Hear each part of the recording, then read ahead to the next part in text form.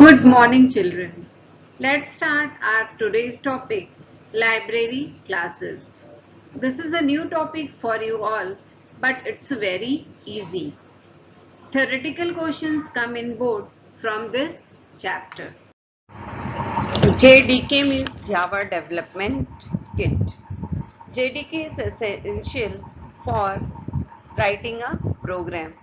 All software tools, all the packages, all the classes, all the Java class library are present in a JDK. So next topic is, what do you mean about Java class library? So collection of package is known as the Java class library. So collection of package is known as Java class library. Collection of classes is known as package. Collection of object is known as class. Each package of Java library class is a collection of classes containing a different built-in function. So Java class library always contains a built-in function. There are numerous packages available in Java library class. Why numerous packages? Because Java class library is a collection of packages.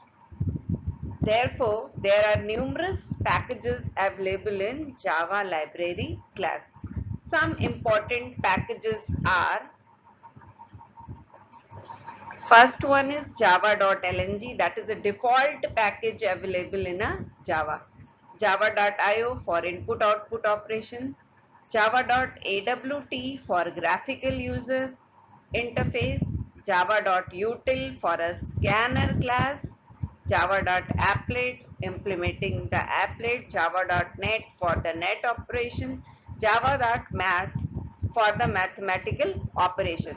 So java.lng, always remember java.lng and java.math is a default package available in a Java. Default package means no need to import in the program. How can we use the different packages? So import is a keyword to include package in a program. How can import space name of the package? Here is import java.util is used for the scanner class. Import java.io.asterisk is used for the buffer reader. So whenever you input through a buffer reader, you include import java.io.asterisk. Whenever you input through the scanner class, you import java.util.asterisk. Here asterisk is a wildcard character. A wildcard character means all. What do you mean about all? Here all means all classes.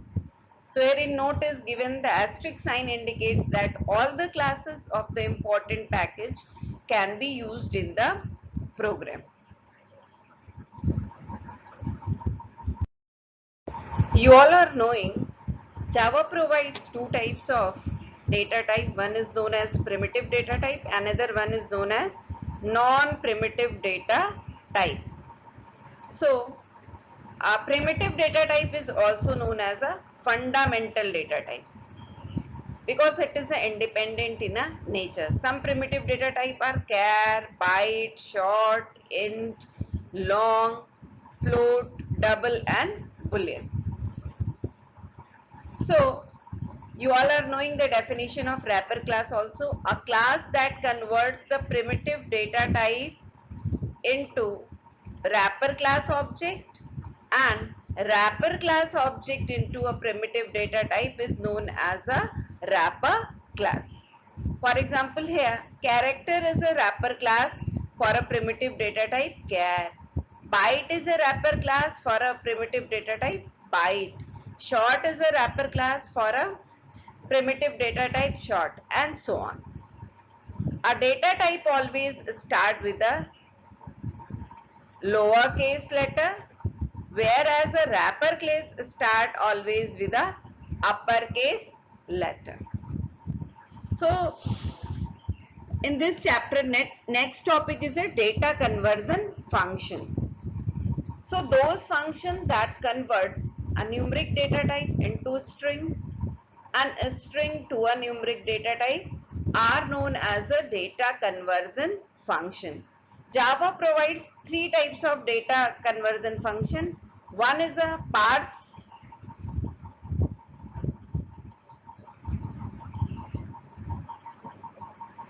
second is a value of,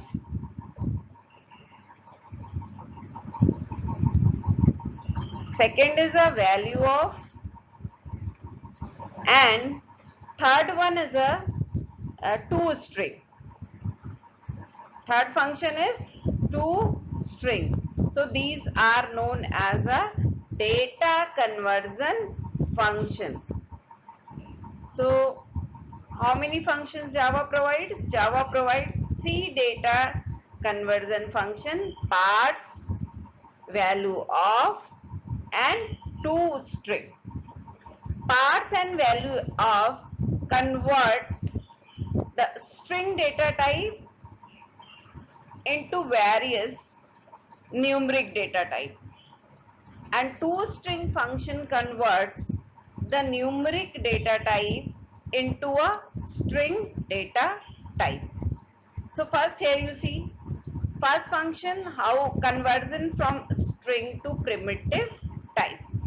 So a function that converts a string to primitive data type is known as a data conversion function. So first function is parse function. How can we use? Syntax of integer variable name equals to, if you want to convert in integer, you write integer dot parse int string. If you want to convert in a long data type, then here you write long variable name equal to long dot parse long. If it is a float variable name and float dot parse float under bracket string. Whatever your string variable, you pass it. That is the rule for a parse function. So integer means wrapper class name, you write integer dot parse int means you want to convert the string data type into a integer. So your result in a form of a integer. So you store your result in a string integer variable. So here you see integer variable equals to integer dot value of a string. So your integer string variable is what? String s equals to 24. So in all these conversion function, always remember one thing. In a string variable, you use always the numeric value in a double quotes, then only it will work. If you will store the alphabet or any alphabetic value, then it will not convert. Here you see example, string s 24. How can we convert? Int n is an integer. So you write n equals to integer dot parse int s. Second function is a value of. Value of is also convert string to a new primitive data type. How can? Same rule here. Integer dot value of. So here you are writing integer dot parse int under bracket string. In value of, no need to write int. You only write integer dot value of under bracket string. So we can convert string to integer, string to long, string to float.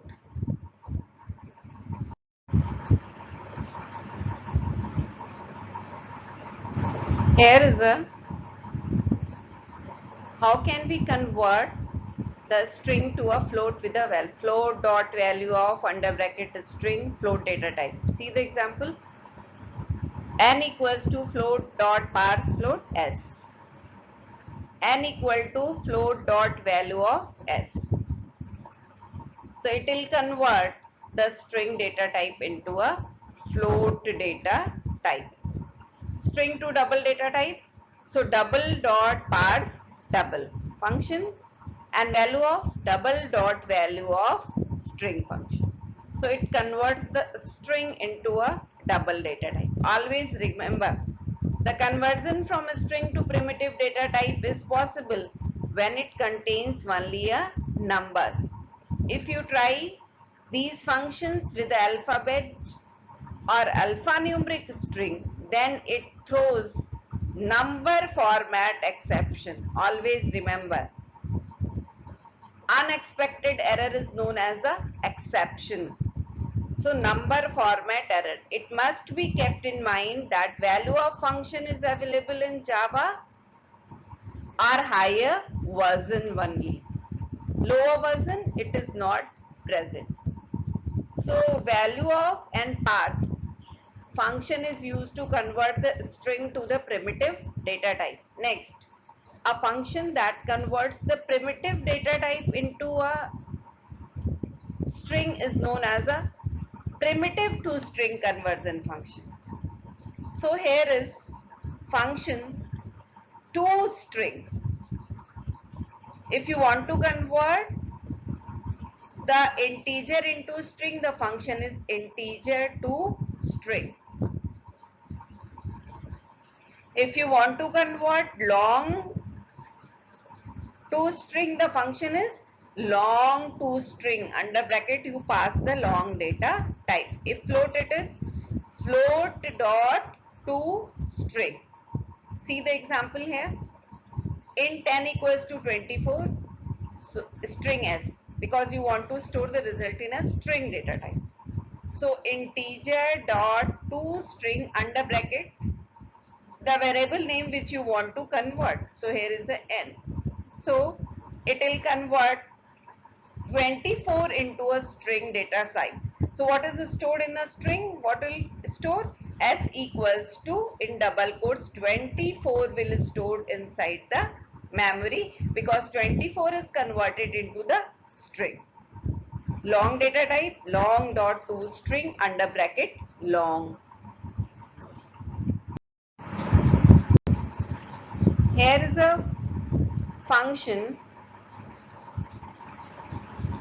float dot to string. So it converts the float into a string data type. So float value is 24.35. So float dot to string n. So it will convert, in double quotes it will give the output 24.35. We can convert the double data type to string. How can we write? Double dot to string double. For example, here is double data type 24.347. So how can we convert double dot to string? That write the name of the variable. So name of variable is here n. So you write n and store in the string. So what will be the output? It will give the input value in a double quotes. So Java provides the various type conversion function: parse, value of, and to string. Parse and value of converts the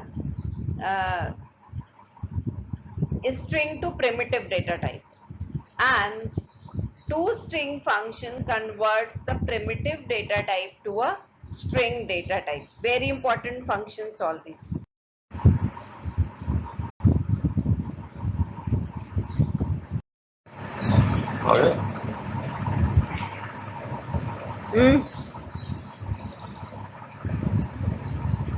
Character oriented function. The character data type is a component of a character wrapper class of a Java class library. It provides some function. First is a character.isLetter. It checks whether the entered character is letter or not. If letter, then returns true, otherwise return the false. So return type of character.isLetter is a boolean data type.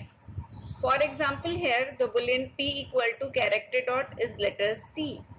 So the entered character is character, so it will return true.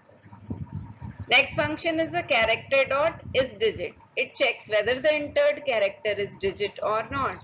If digit, then returns true. If not, then false. Here is an example: boolean p equals to character dot is digit 7. So 7 is a digit, so it will return true. Here is a character dot is digit g. It is not digit, so it will return false. Next function is character dot is letter or digit. Means it checks both whether the entire character is letter or digit. If letter or digit, then returns true, otherwise returns the false. Always remember, in letter L capital, in or O capital, in digit D capital. So here is boolean B equals to character dot is letter or digit A. So it is a letter, so it will return true. If it is digit, then also it will return true. In a special character, if you are entering, then it will return what? False. Next is a character dot is white space. It will check whether the entered character is a blank or a gap in a string or not. If gap or a blank space, then it will return true. Otherwise, it will return false. So here is a space, so it will return true. Here is a asterisk, then it will return false. So always remember the work and the return type of a function. It will come in the differentiate. So is letter, is digit, is letter or digit, is white space returns the boolean data type.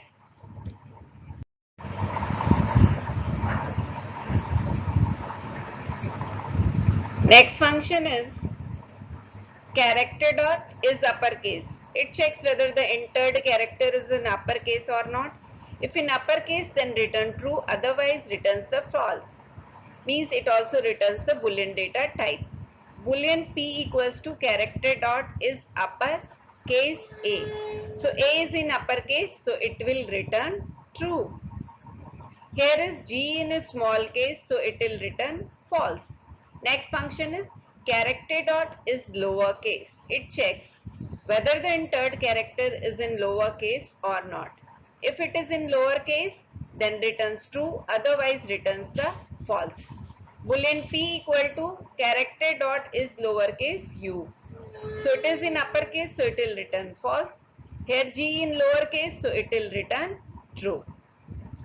Next function is character dot to uppercase. So it will convert the lowercase into a uppercase character. So return type of character dot to uppercase is what?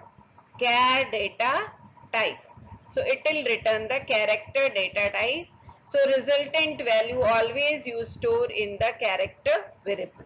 For example, here char C equals to character dot to uppercase A. So it will convert the small a into a capital A. So A, what it will return? It will return capital A.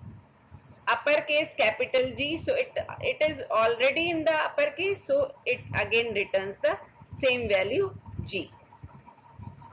Here is a C equals to character dot to uppercase question mark. It returns the same character because given character is not a letter. So what it will return? It will return the question mark only, always remember. Next, character dot to lowercase. It converts the uppercase letter into a lowercase and return type is a character data type. For example, here char C equals to character dot to lowercase. So it will convert the capital A into a small a. So what it will return? It will return the small a value in a variable C. Here it will return small g's. So G is already in a small, so it will return the same value. Asterisk, it will return the same value. Always remember the primitive data type char along with all the function related to the character manipulation belong to a character wrapper class. Hence, the character oriented function start with the keyword character. So how many functions are there? Is letter, is digit, is letter or digit, is uppercase and is lowercase. All 5 functions returns the boolean data type, and 2 functions character dot is lowercase and character dot to uppercase and character dot to lowercase.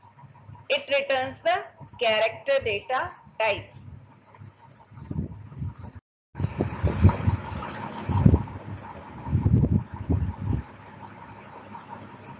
Conversion from character to ASCII code. So 0 to 9 the ASCII code is 48 to 57, A to Z 65 to 90, and a small a to Z 97 plus 182. So if you add 65 plus 32, answer is what? That is a 97. So whenever you add plus 32 to the ASCII code of a capital letter, you will get what? Small letter. And whenever you subtract, means if I'll subtract 97 minus 32, result equals to what? 65. So whenever you subtract 32 from the ASCII code of a lowercase, you will get what? Capital letter ASCII code. Always remember. Next is, here we can convert using a char a equals to capital A. So it store the value of A. If you want to convert in integer, you all are knowing explicit type conversion. In bracket you write int. Here you write the name of variable. So you result in the integer data type. So you write int. So what it will give in output? It will give the ASCII code of capital A. ASCII code of a capital A is what? 65. So it returns the 65. So here is written, get ASCII code of uppercase character, increase ASCII code by 32, obtain the corresponding lower. Increase means plus 32.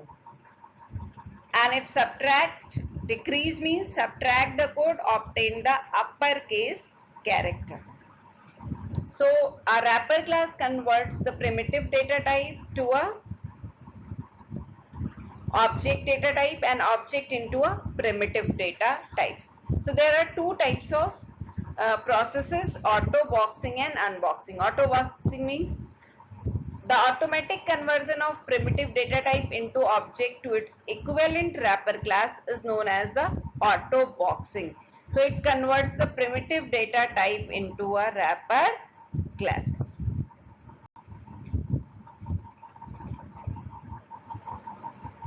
How can it convert?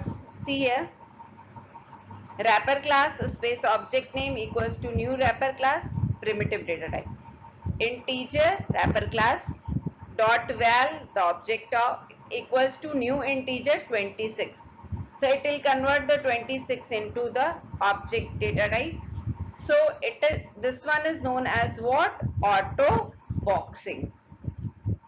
Auto boxing means automatic conversion of the primitive data type into a wrapper class object. Need of auto boxing: to pass a primitive data type to a function that uses a wrapper class object, or to add a primitive data type to a list of a array element. Unboxing. Unboxing is the reverse process of auto boxing. It is a system of converting the object of wrapper class into a primitive data type. So that is the unboxing. Here is a primitive data type, name of variable and wrapper class object. Integer val equals to new integer 78. So it will convert the 78 into a primitive data type integer. Need of unboxing: when the value from wrapper class object is to be passed to the function having a primitive argument, when the data type from array list is to be used as a primitive data type. So in wrapper class, two types of processes are there: auto boxing and unboxing. What is the difference? Auto boxing converts the primitive data type into wrapper class. Unboxing converts wrapper into a primitive data type. Auto boxing is a reverse process of unboxing, and unboxing is a reverse process of auto boxing.